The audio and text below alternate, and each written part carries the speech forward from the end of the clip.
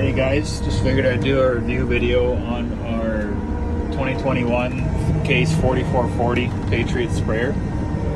We replaced our 4430s this year with three 2021s, and really happy with them so far. A couple things we've changed, but all in all, they're a very, very good sprayer.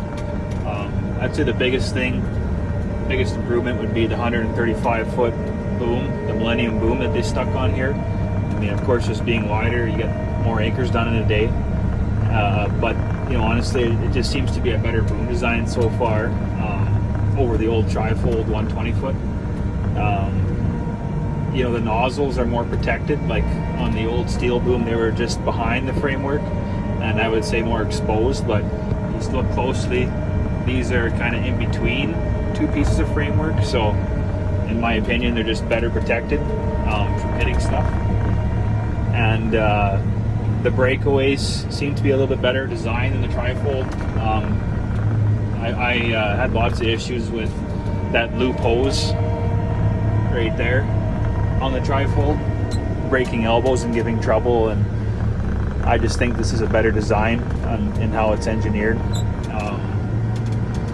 These have the XRT boom height control on them, and when it's working, it's definitely a better design. But right now, we're experiencing some issues with it on our in crop. Like before, we were just doing pre-emergence, and there was no crop. They seem to work pretty much flawlessly. But it seems like with in crop spraying, they just kind of have glitches where the boom will just go up in the air and read 0 for no apparent reason. So we've tried playing around with both the because there's two settings for your auto height. There's the in crop mode and the basically like no crop mode, like barren ground. So we've tried both and tried the sensitivity, and it just seems to be a glitch in the system where everything's working fine, and all of a sudden your boom just wants to go up in the air and it's reading 0. So I did talk to my sales guy, and he said that there is an update supposedly for the sensors on here, so we're going to try that and see if it helps. But I mean, definitely the booms have been in the dirt several times, and which I never like doing. So honestly, that's the one thing I really liked on the Trifold actually, was I've been a big fan of the wheels forever, where they just use the cylinder pressure on your boom lift plus those little training wheels. I don't know, that system seemed to work great to me once you had it dialed in. And the reality is you just don't rack your booms into the dirt when you have a wheel there. It's just it's protection. So, and that little wheel doesn't do any damage to the crop. So I wish they would just go back to that wheel personally. But that's just my opinion. We buy all our sprayers. We've had Viper 4s for a long time. We even took out our old Vipers and Pro 700s in our 2012 4430s for these Viper 4s, and they're a much, much, much better monitor, especially over the Pro 700, which, honestly, I just can't stand the Pro 700 myself. The Raven, I guess, comparing a Viper 4 to a 2630 John Deere or 4640, I especially the 2630, I always find it's the most user-friendly monitor. But the coverage map is beautiful on this Viper 4, like absolutely crystal clear, and live mapping is very nice. And there's my boom's doing it right there. It's up in the air. Sorry. But anyways, these Viper 4s, really happy with them for the most part. You do get the odd glitch where it seems like Vipers will just change a setting on their own. It's not often, but I was talking to the guy spraying last night, and they were messing around with one sprayer for probably an hour, they said, and it ended up they just went deep into the settings into the Viper and found some setting that the Viper decided to change all by itself. So it's not super common that it happens, but I've definitely seen that happen with Raven Viper products. So, but still a really, really good setup in these sprayers, especially there my boom just went up again. Compared to the 4440 or the Patriot sprayers that had the AIM Pro in them with that separate monitor. I always thought that was just a dumb design myself. This is just all in the Viper and works really good. The only thing it takes a little bit of getting used to is the versus our 2012s or 13s, our old machines, is your pump and everything is in the UT, and I kind of find this setup to be a little bit old school, I guess you would say, or not as nice as it was before. Once you're used to it, it's fine, but just the outlay and I guess how would I say this, the clearness of the layout page and the lettering and stuff, it's just not quite as nice as the old design, but once you're used to it, it's really easy to get around.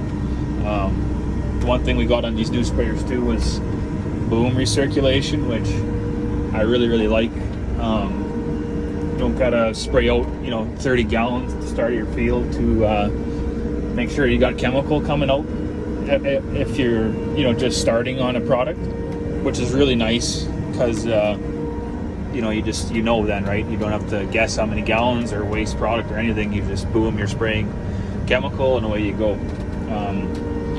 Definitely Case could still use an update in their cab, obviously. I mean, it's an old Steiger cab, and there my boom is just doing its thing there.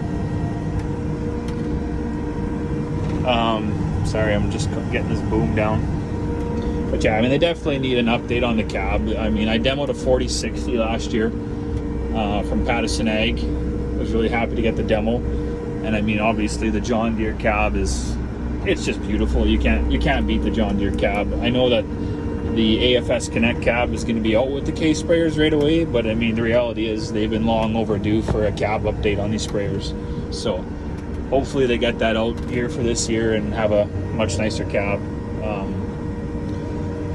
Trying to think of what else, so bear with me, guys. But yeah, and then we got the 1,600 gallon tank, which of course is really nice. We're doing most of our spraying at 10 gallons now, so having another 25% capacity on your tank versus the 1,200 gallons we used to have, it's a big deal. It's a big deal, and plus that, it just kind of works out for a quarter section too. 160 acre quarter, spraying everything at 10 gallons. Well, you usually got enough to spray at least. If you got a full quarter, you got enough to spray it, and so it just kind of seems to work out better for your filling and your planning and stuff. So yeah, and we run the Clean Fix reversible fans on all our sprayers. I wouldn't be caught dead without them, especially like in these Case sprayers, because the rads just plug up. I don't want to say instantly, but it doesn't take long at all if you got hot, dry, and dusty conditions for that rad to plug up. So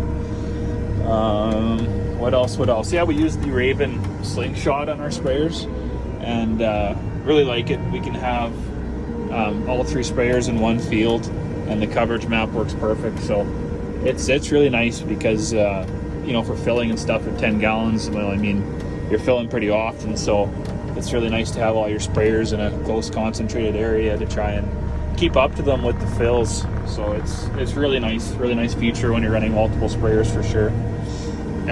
Just thinking, another thing I should mention that we really like on these sprayers is the front fill, and especially with that little display box they have now that has the flow meter on your fill hose, so that you know exactly how many gallons you're putting in. It'll tell you both your tank gallons and how many gallons you've put in on that fill. So it's just really handy, and it's right there. You don't got to walk around to the side and guess or try and guess how many gallons you're putting in, because for some reason they put the last number they have on their little site class is 1,580 gallons, which makes 0 sense to me. It should have been 1,600, but anyways, it doesn't matter, because you just use that little display there, and once it's at 1,600 gallons, you shut her off and you're done. So works really good. You don't have to have so much hose stretched out to reach that side fill on your sprayer. What else?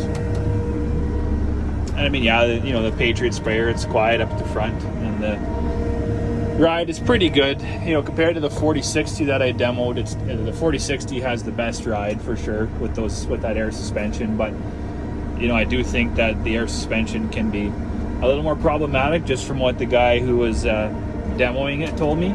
I'd still probably opt for it if I could, just to get that little better ride yet. But it's not like the Patriots are a rough riding sprayer by all means. You know, we run a 710 Vredestein IF tires, so they squat pretty good. Well, actually, they squat a little too much with these sprayers. I'm surprised, but if I was going to do it again, I'd probably buy 800s, because when you're loaded, especially, and when the boom is racked, it's a pile of weight on the front. Like if you got to travel with a 1600 gallon with a full load on and you're racked, it's a little bit, it makes you a little bit nervous, because even at I'm running like 20 pounds in these tires, and there is still a ton of squat on those front tires. One thing I'd touch on too, there's definitely a lot of grease nipples on these case sprayers on the back rack, and 45 acres or so. It's definitely, you know, it's difficult the best of times to keep stuff greased properly. I guess what I'm comparing it to is our new Daiglin products are all greaseless, like our Harrows, our Land Roller, our Pro-Till. There's not one grease nipple on them. I'd like to see some more of that greaseless technology on these sprayers. And like I said, full disclosure, we haven't had the Daiglin stuff that long. It's all fairly new, so we'll see how it holds up being greaseless. But I mean, if it works, I mean, you just can't beat greaseless. And yeah, there's a whack of grease nipples on these sprayers, so if they could incorporate that technology into these, that would be cool, or possibly even an auto greaser. But yeah, just a quick look at the outside of the sprayer. The one thing I was going to mention that I forgot, like you couldn't even see the end of your boom with the factory lighting they had on these sprayers, which is kind of pathetic for a brand new sprayer. They had a shitty old halogen light up here, so we put a light bar on right there. And then same thing on the back. There's one on the back of the rack, there's one light here, and it's an old halogen light, which is kind of like, come on, Case, like it's 2021, we can put some LEDs on stuff. They're probably cheaper than halogen lights. So yeah, here's your front display with your tank volume and your fill volume. And then here's how I tried to explain, but how your nozzle bodies are more protected versus the old way. They were just behind the framework. There was nothing on this side. Yeah, what would I like to see next for these case sprayers, or how to improve them? Well, of course, like I said, the cab, but they're working on that. That's coming out for sure, it sounds like, in 2022. And yeah, I'd like to see even bigger tanks, 2,000 gallon tanks or 2,400 gallon tanks. And I mean, you know, even bigger booms, 140 foot, 145. I mean, and yeah, possibly a boom with those wheels. Actually, I really like the training wheels, like I mentioned, and I'd be fine with just running a system with that on it. One last thing I forgot to mention is the nozzle by nozzle sectional control. It just works awesome. It seems to be calibrated very well, and virtually no overlap.